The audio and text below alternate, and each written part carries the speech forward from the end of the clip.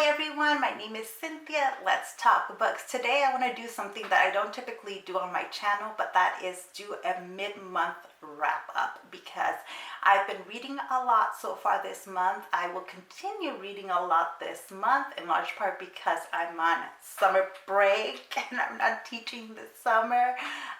So I tend to read a lot more in these months, and I also like to talk a lot about the books I read, and I actually have a lot to say about the books that I read in the first half of this month. So let's get just right to it. The first book that I finished in June was Last Night at the Telegraph Club by Malinda. So this is a book that several people have been talking about lately. Shannon at That's So Po was the one who kind of got me to pick it up this month. I also have a friend that had read it a couple of months ago and had really good things to say about it. My friend happens to be a historian, and so I knew that this was a book that was going to handle a lot of the material, the historical material, really well. So I do plan on adding this book to my Historian Reads Historical Fiction project, for which I will have a video coming up probably next week or maybe in the next 2 weeks, so keep an eye out for that. This is the story of Lily, who is a Chinese American girl living in Chinatown in San Francisco. So right away, this is one of the things that caught my attention. She's a Chinese American girl living in Chinatown, and just the setting.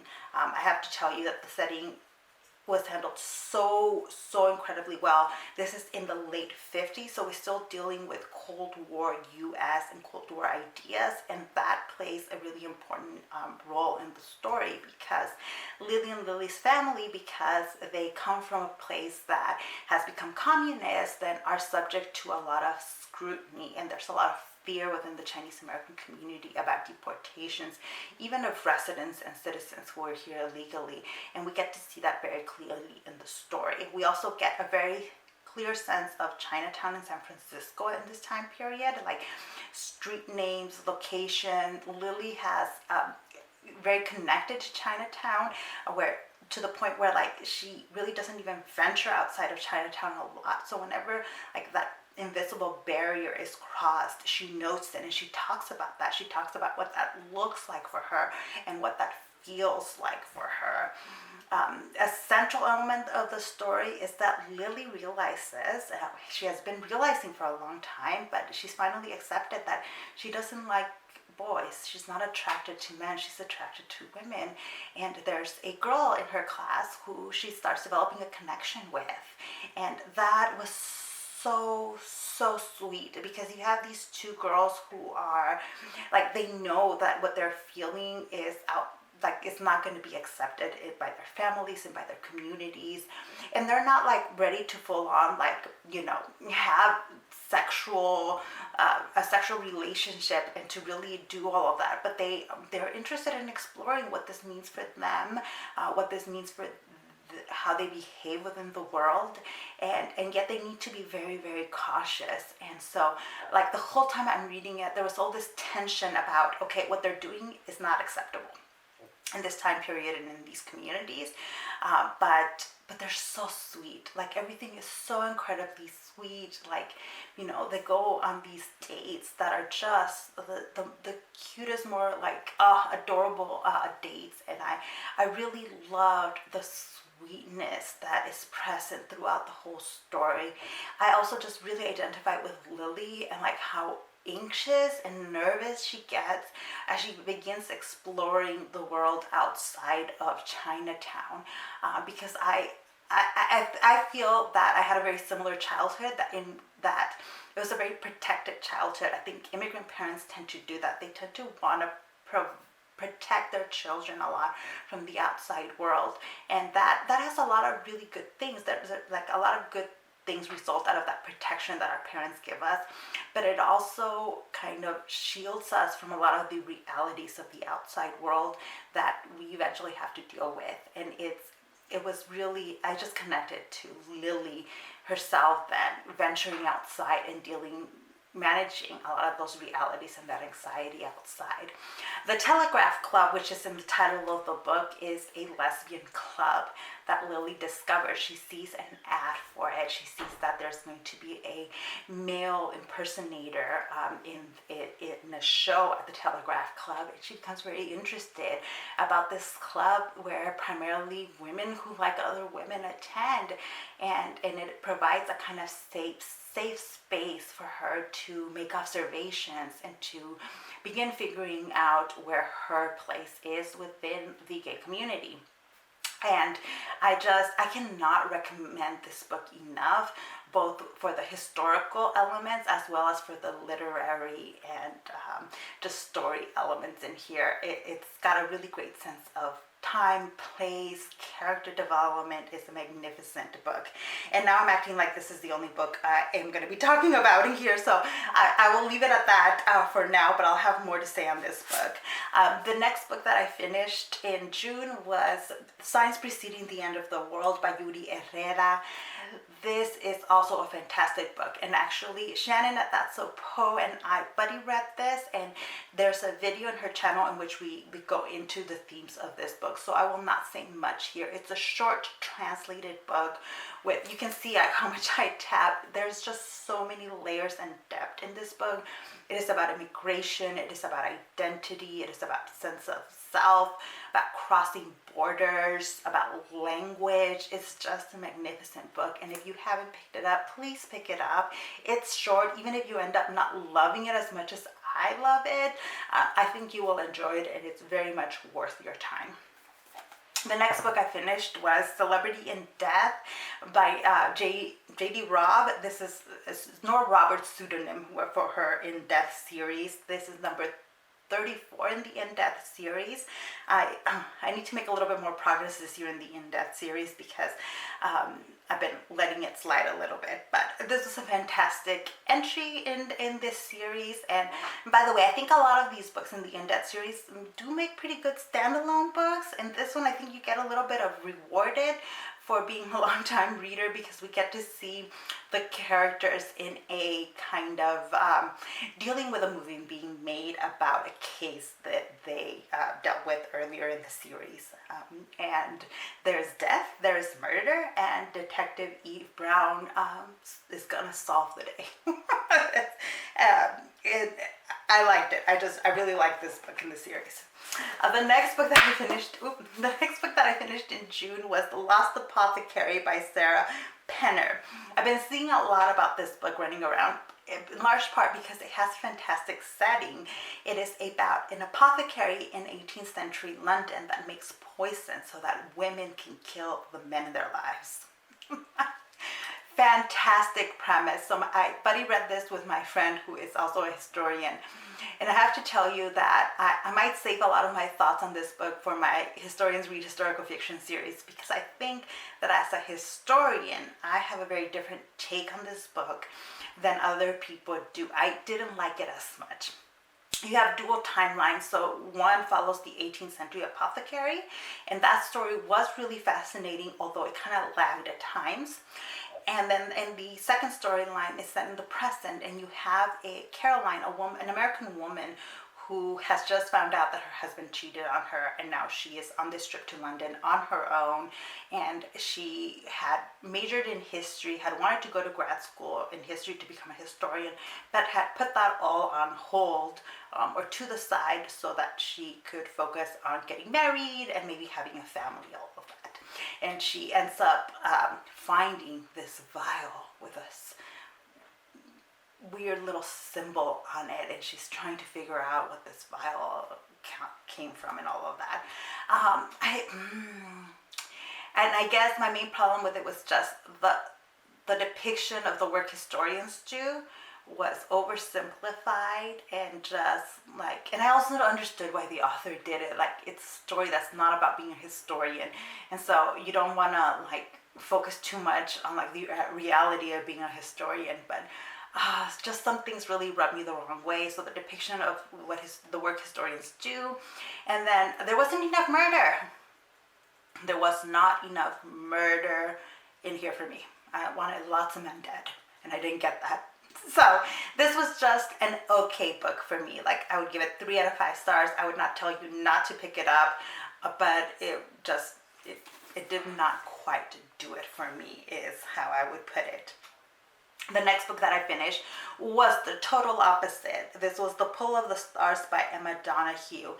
So this book I picked up particularly because for my project of A Historian Reads Historical Fiction, at the beginning of the year, I said I was going to read this book, not really realizing it, how much I would love this book. I picked it because it's set at the very end of World War I in Ireland. What I didn't know is that this is a book that's not really about the end of World War I, and it's not really even so much about the pandemic. You do see the Spanish flu pandemic in this book, and it is the central setting of the story. But you're following a midwife in the hospital, and she's put in charge of dealing with the pregnant women who come in sick with the Spanish flu, and what that means for the pregnancies, for the deliveries. This is a very graphic book. I'm trying to limit what I say in here because I will talk more in depth in that other video about it. But it's a very graphic book of birthing. You get 3 major birthing scenes in this, and with a lot of detail. That's what I loved about this book. I really, really loved those elements of it.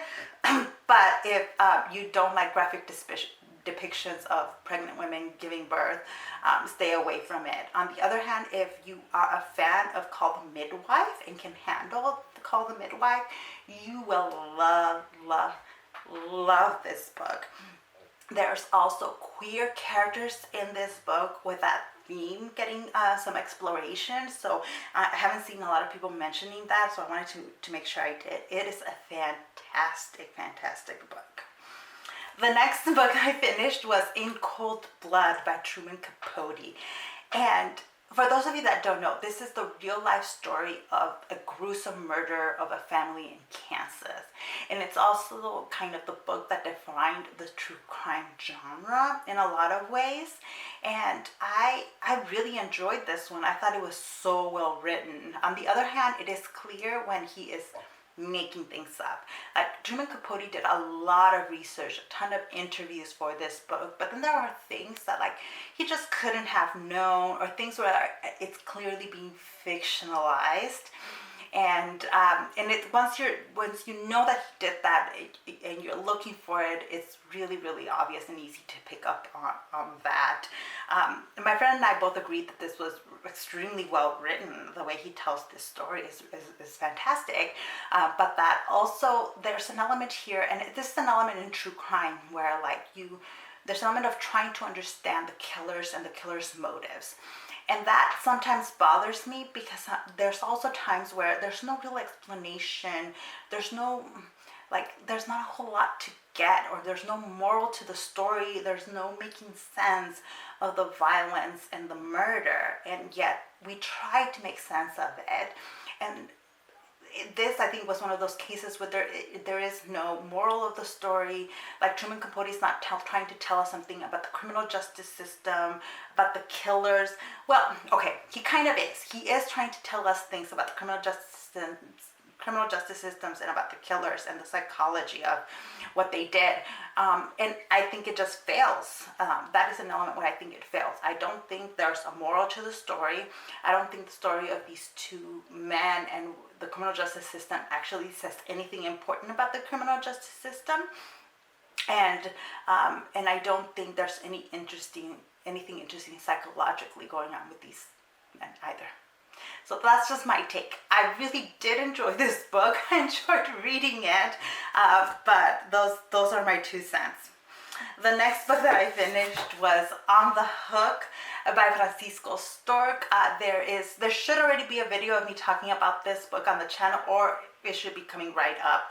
But this is the story of Hector, who is in high school, and he lives in the projects, and there he has several confrontations with the local drug dealers that culminate in a very life-changing scene that really make him confront issues of masculinity, the issue of courage, of revenge, of grief.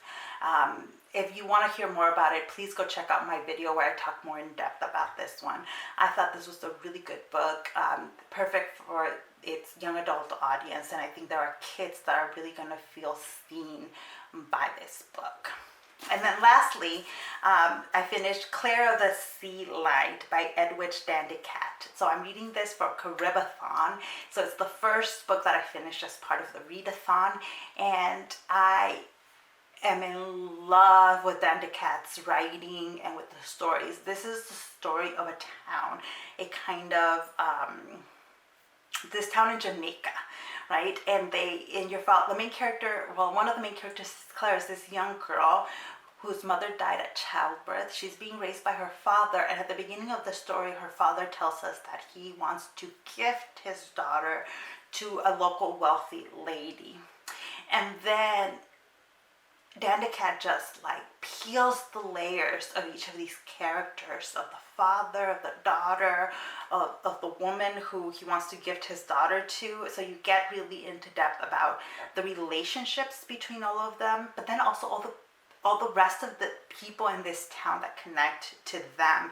So all the stories in this book are connected. They do end up connecting in one way or another, in big and in small ways, but it's layered and beautiful, and you feel like you're getting these insights into the human spirit and to like class issues, and just it was so beautifully written.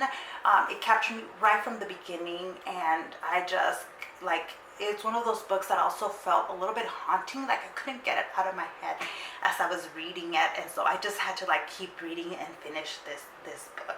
It is beautiful. If you're looking for a book set in the Caribbean, written by a Caribbean author, if you don't read a ton of books set in the Caribbean, written by Caribbean authors, pick something up from Danticat. This is the only book I've read by Danticat, but I can tell that she is a fantastic writer, and I will for sure continue reading all of her work. Clara of the Sea was a fantastic book for those of you that like literary fiction and that like multiple storylines and multiple characters, multiple points of view. It was just fantastic. I cannot say enough good things about this book. In fact, maybe it needs a dedicated review video as well. But that is it for me. Those are the books that I read in the first half of June.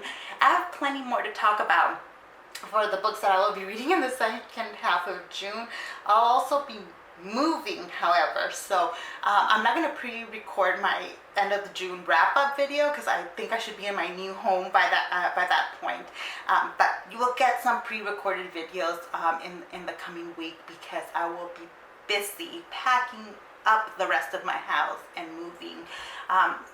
Packing up books is actually the easiest thing I have found. What I really hate packing is the kitchen. Oh, I hate packing the kitchen.